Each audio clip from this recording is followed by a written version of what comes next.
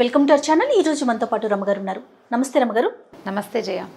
రమగారు, భయపెట్టో లేకపోతే బుజ్జగించో మాట వినిపించాలి, కానీ పిల్లలు కూడా వినట్లేదండి. భయపెట్టినా వినట్లేదు, బుజ్జగించినా వినట్లేదు. అసలు మనం అలా చేయగలుగుతామా? పిల్లల దగ్గర నుంచి పెద్దవారి వరకు మనకి కామెంట్స్ కూడా కొన్ని వస్తూ ఉంటాయి. కొన్ని వీడియోస్లో చూసారా, వాళ్ళు మా మాట వినట్లేదు, వీళ్ళు మా మాట వినట్లేదు, వీళ్ళు మమ్మల్ని మాకు పైన ఉంటున్నారు, మా మీద పెత్తనం చెలాయిస్తున్నారు అన్నట్లుగా. ఎట్లా రమ్మగారు? నయానా భయాన వినిపించడం కష్టమే. నయానా భయాన వినిపించడం. పిల్లలు మాట వినరు అంటే బ్యాడ్ వర్డ్, కానీ మొగుళ్ళు మాట వినరు. కొండకచో పెళ్ళాలు మాట వినరు. వద్దంటే షాపింగ్ చేస్తారు, వద్దని చేయమంటే చెయ్యరు, వద్దన్నదే చేయాలనుకుంటారు. అక్కడికి వెళ్ళొద్దంటే వినరు, ఇదేదో చేయొద్దంటే వినరు. పిల్ల వినరు, పెద్దలు వినరు. మాట వినిపించాలంటే ఏం చెయ్యాలి? వారిని మన వశం చేసుకోవాలి మొదట. పిల్లల్ని కానీ పెద్దల్ని కానీ బుజ్జగిచ్చి నయాన భయాన అంటే భయాన వినని వాడిని నయాన ఒప్పించాలి. ఓకే. భయంతో విండు. వాడు చంపుతా అంటే చంపితే చంపు, నేను చచ్చినా వినంటాడు. మా నాన్న కాదు, మా అమ్మ కాదు, నాకు ఎంత నొప్పిగా ఉందో అని వాడిని బ్లాక్మెయిల్ చేసి ఒప్పించాలి. కొంచెం ఛాన్సెస్ ఉన్నాయి, కొద్దిగా అవకాశం ఉంది. తర్వాత నేను నీకు అది ఇస్తా, ఇది ఇస్తా, ఇంకోటి ఏదో కొని పెడతా, నీకు కావాల్సింది చేస్తా అని బ్రైబింగ్, లంచాలు ఇచ్చి ఒప్పించవచ్చు కదా. తర్వాత ఎక్కువ ప్రేమగా ఉండి ఒప్పించవచ్చు. చాలా ప్రేమగా ఉండాలి అవతల వాళ్ళతోటి. వాడు నేను కాదంటే వీళ్ళు బాధపడతారేమో అని బెంగ రావాలి అవతల వాళ్ళకి. ప్రేమకి లొంగిపోవాలి.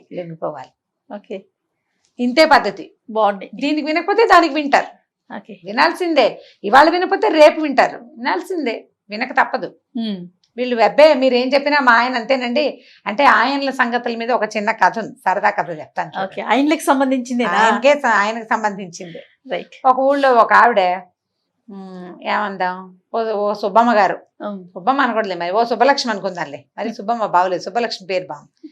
ఈవిడ ఏంటంటే ఆవిడ భర్త ఆవిడ మాట వినేవాడు కదా, ఆవిడకి చాలా విసుగు పుట్టేది. పక్కింట్లో చూస్తే వాళ్ళు ఏంటో సఖ్యంగా ఉన్నారని తోచేది. ఇది చూస్తే మన మాట వింటలేదు. ఓసారి పుట్టింటికి వెళ్ళింది, అక్కడ చూస్తే నాన్నేమో అమ్మ మాట వింటున్నాడు, అన్నయ్య ఏమో వదిన మాట వింటున్నాడు. నా మొగుడే మాట విండు, ఏం చెయ్యాలి? వాళ్ళని వీళ్ళని అందరినీ అడిగేది, మొగుడు మాట వినాలంటే ఏం చేయాలి, ఏం చేయాలి, ఏం చేయాలి, ఏం చేయాలి అని. ఇదే ప్రశ్న, ఏం చేయాలండి అని అడుగుతూ ఉంటారు. మంది కూడా అడుగుతారు చూడు చాలా మంది. అడగ్గా సరే ఏమైంది, ఆవిడ ఉన్న ఊరికి ఒక యోగీశ్వరుడు వచ్చాడు. ఓకే. అయితే ఊళ్ళో వాళ్ళంతా ఆయన దగ్గరికి మంచి మాటలు వినడానికి వెళ్తున్నారు. ఆయన దగ్గర ప్రతి ప్రశ్నకి సమాధానం ఉంటుందని చెప్పుకోవచ్చు వచ్చారు. మొదట ఏం చెప్పుకోరు, కొంతమంది వెళ్ళొచ్చాక వాళ్ళు చిలవల పలవలు కాస్తుంది, అదిగో పూలంటే ఇదిగో తోకంటారు. సరే ఈవిడ ఏం చేసింది, సుబ్బలక్ష్మి కూడా అక్కడికి వెళ్ళింది యోగీశ్వరుడి దగ్గరికి. అమ్మ ఏం కావాలంటే ఆవిడ కొద్దిగా మొహమాట పడి, అయ్యా ఏకాంతంలో ప్రశ్న అడుగుతానండి అని. ఏమిటో ఈవిడ ఏకాంత ప్రశ్నని అందరినీ శిష్యులు పంపించేశాడు. ఏమిటమ్మా అన్నాడు. అయ్యగారు మా ఆయన నా మాట వినడండి, ఎంత చెప్పినా, ఎంత అరిచిపోట్లాడినా, ఎంత కేకలేసినా మాట వినటం లేదండి, మంచి మాట అస్సలు వినడు, ఎలాగండి మా ఆయన్ని ఒప్పించడం అని బాగా ఆలోచించాడు ఆయన. అమ్మ ఓ పంచి, మన సమీపంలో ఒక అడవి ఉంది కదా, అక్కడ పులులు తిరుగుతున్నాయి. నువ్వు ఒక పులి గుహ దగ్గరికి వెళ్ళి, పులికి మీసాలు ఉంటాయి, ఒక్క మీసం పట్టుకురా. ఆ పులి మీసం కనుక నీ దగ్గర ఉందో మీ ఆయన నీ మాట వింటాడు. ఓకే. పులి మీసాలు కావాలి. భర్తలు మాట వినాలంటే ఏం చేయాలి? పులి మీసం కావాలి. ఇప్పుడు మేమంతా ఫారెస్ట్ పరిగెత్తండి మీరందరూ. ఓకే, అయిందా? సరే, పులి మీసం తేవాలంటే ఇవిడికి భయం వేసి, పులి దాని దగ్గరికి ఎలా వెళ్తాం? సరే ట్రై చేద్దాం అనుకుంది. ఏం చేసింది, ఇంటికి వచ్చి బాగా 4-5 రోజులు ఆలోచించుకుని మొగుడికి ఏం చెప్పిందంటే, నేను కాస్త పక్క ఊరు మా అమ్మ వాళ్ళ ఇంటికి వెళ్ళొస్తానని పప్పలు చేసుకుని చక్కగా అరిసెలు, చెక్కలాలు, చెగోడీలు తీసుకుని తలా ఒక టిఫిన్ వచ్చిన, అంత టిఫిన్లలో లేవుగా అప్పట్లో, మూటలు కట్టుకునేది. ఓ మూటలన్నీ కట్టుకుని తను కూడా తిండికి ఏర్పాటు చేసుకుని అడవిలోకి వెళ్ళింది. వెళ్తే ఒక పులి గుహ దగ్గరికి వెళ్ళింది. పులి ఎక్కడో వేటాడి వచ్చింది, మెల్లిగా అలసటగా పడుకుంది. ఏదో శబ్దం అయ్యేసరికి గాండ్రు మంది, వీడు బిక్క చచ్చిపోయింది, అయ్యా బాబోయ్ పులి అరుస్తోందని అనేసరికి సరే ఏం చేసింది, మెల్లిగా ఒక్కో అడుగు వేసుకుంటూ లోపలికి వెళ్ళింది. పులికి బద్ధకంగా అంది, అట్లా కూర్చొని చూస్తుంది. ఈవిడేం చేసింది, మూట ఓపెన్ చేసింది. అరిసెలు గుమాయించినాయి వాసన. బయట అయితే పెద్దగా వాసన రాదు, అడవిలో గుహలోకి వెళ్ళేసరికల్లా గాలి అటు ఇటు బారదు కదా, వాసన వస్తుంది. పులికి మూతి నాక్కుంది. అది అమ్మో ఏదో తీయటి వాసన వస్తుంది, ఏమిటో ఆ వాసన చూద్దాం అనుకుని లేచి వచ్చింది. దగ్గరకు వచ్చేసరికి ఇది ఏం చేసింది, మెల్లిగా ఓ అరిసె దాని ముందు పెట్టింది. పులి ఆ అరిసెని తినది, చూస్తోంది ఏమిటో కొత్త వస్తువు చాలా బాగుంది. తర్వాత ఏం చేసింది, ఓ చెక్కిలము, ఓ చేగోడి, ఓ బూందీ లడ్డు పెట్టింది.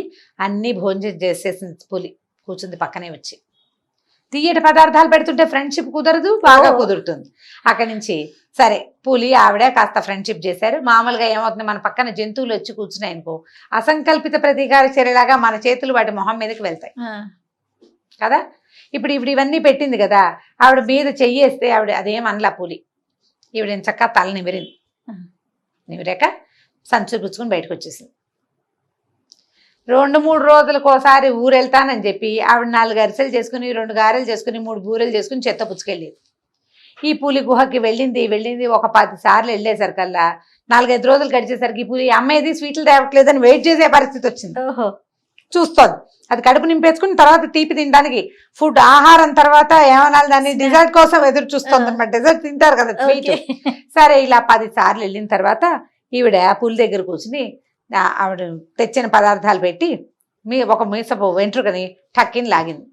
రోజు స్వీట్లు తెచ్చిపెట్టే వాళ్ళు మీసాలు లాగితే మాత్రం ఏమనుకుంటుంది, పులి ఏమి అనలా. ఆ తెంపిన మీసం చేతపుచ్చుకుని అమ్మయ్య దొరికిందిరా దేవుడా, ఇన్ని రోజులు ట్రై చేశానని ఆ పులి మీసం పట్టుకుని ఆ మేఘాల మీద యోగీశ్వరుడి దగ్గరికి వెళ్ళి ఆయన అప్పటికే ఆ ఊరు వదిలిపెట్టి వెళ్ళిపోయాడు, పక్క ఊరు వెళ్ళిపోయాడు. పక్క ఊళ్ళో ఉన్నాడని తెలుసుకుని అక్కడికి వెళ్ళింది. అయ్యగారు ఇదిగోనండి పులి మీసం తెచ్చాను, ఇప్పుడు ఏం ప్రక్రియ చేయాలో చెప్పండి. పులిమీసము నీ దగ్గర ఉండాలన్నాడు.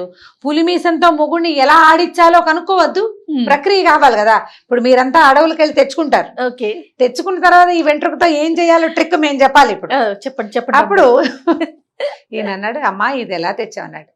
పులిని మచ్చిక చేసుకున్నానండి తెచ్చానండి. ఏమ్మా చంపేసే హింస మృగాన్ని మచ్చిక చేసుకున్నావు, మొగుడిని మచ్చిక చేసుకోవడం రాదు, మొగుడిని మచ్చిక చేసుకోవడం రాదు నీకు, నువ్వేం చేసావు, దానికి ఏం కావాలో అది ఇచ్చావు. దానికి తెలియని ఒక కొత్త దాన్ని, దానికి కావాల్సిన దాన్ని దానికి అలవాటు చేసావు, తెలియని ఒక కొత్త దాన్ని, అది దానికి కావాలనిపించేలాగా చేసావు. చెప్పింది కదా చేసింది ప్రక్రియ అంతా. కావాలనిపించాక నువ్వు ఏం చేస్తే దానికి ఒప్పుకుంటుంది. మొగుళ్ళు కూడా అంతేనమ్మా అన్నాడు. ఈవిడ ఆ పులిమీసాన్ని అటు ఇటు తిప్పి చూసుకుంది, ఇంకా చేసేదేం లేదు. సరే ఇంటికి వచ్చేసింది. ఆ తర్వాత మా ఆయన నా మాట వినడు అని ఆవిడ ఎప్పుడు అనలా. పులులు వాటి పని అవి చేసుకుంటాయి, దాని వేట అది ఆడుకుంటుంది, దాని పనిలో దాని ఇష్టం. అది నీ దగ్గర ఉన్నప్పుడు నీ మాట వినాలి. నువ్వు బయట ఏం చేస్తావో కూడా నా మాటే వినాలని ఆడవాళ్ళు అడగకూడదు. దాన్ని వేటాడనివ్వాలి, దాని పద్ధతి ప్రకారం దాన్ని జీవించనివ్వాలి. అది నీతో ఉన్నప్పుడు నీతో బాగా ఉండేలాగా చేసుకోవాలి. ఇది ఆడవాళ్ళకి పాఠం చెప్పాడనమాట యోగేశ్వరుడు. కాబట్టి నువ్వు చక్కగా మొగుడితోటి బాగా ఉండమ్మా, ఆయన నీతో ఉన్నప్పుడు నీ మాటే వింటాడు, బయటికి వెళ్ళినప్పుడు ఆయన పని ఆయన చేసుకుంటాడు, ఆయన వ్యాపారం అయింది, దాంట్లో నువ్వు వేలు పెట్టకూడదు. పులి ఏదైనా ఒక లేని పట్టుకుంటే నువ్వు లేని పట్టుకోవద్దంటే అది ఒప్పుకుంటుంది, మనల్ని దాని బదులు నిన్ను పట్టుకుంటుంది. నువ్వు అన్నీ వద్దంటావు, అందుకే నీ మొగుడు నీ మాట విండు, నువ్వు కొన్ని వద్దను వింటాడు అని చెప్పి పంపేశాడు. ఈవిడ ఇంటికి వెళ్ళిపోయింది. హ్యాపీగా మొగుడితోటి కలకాలం సుఖంగా కాపురం చేసుకుంది. కథ కంచికి మనం ఇంటికి. చాలా బాగుంది రమ్మగారు ఈ కథ. జస్ట్ పావు పేజీ కథ. ఓకే, నేను మీకు పావు గంట చెప్పానా? చాలా బాగుంది. ఒక నీతి కూడా దాగుంది ఆలోచిస్తే కనుక. సమస్యలకి చెక్ పెట్టే ఒక అవకాశం కదా అదే. కానీ అందరూ వినరు రమ్మగారు, మళ్ళీ అది కూడా మనం అనుకోవాలి ఒక్కసారి. అందరూ వినరు. మీకు ఎంత చేతొచ్చు అనే దాని మీద ఆధారపడి ఉంటుంది అది. అంతేనంటారా? ఖచ్చితంగా. చూద్దాం మన కామెంట్స్ రూపంలో మన వాళ్ళంతా ఏం చెప్తారు. చేత కావట్లేదని అర్థం, అంతకంటే అసలు రెండోది లేదు. ఎందుకంటే ఆడ మగాని భగవంతుడు సృష్టించాడు ఒకళ్ళ కోసం ఒకళ్ళు అని. అంతే. ఓకే రమ్ గారు, నమస్తే. నమస్తే జయ. ఈ వీడియో కనుక మీకు నచ్చినట్లయితే లైక్ చేయండి, షేర్ చేయండి. మరిన్ని వీడియోస్ కోసం మా ఛానల్ని సబ్స్క్రైబ్ చేసుకోండి.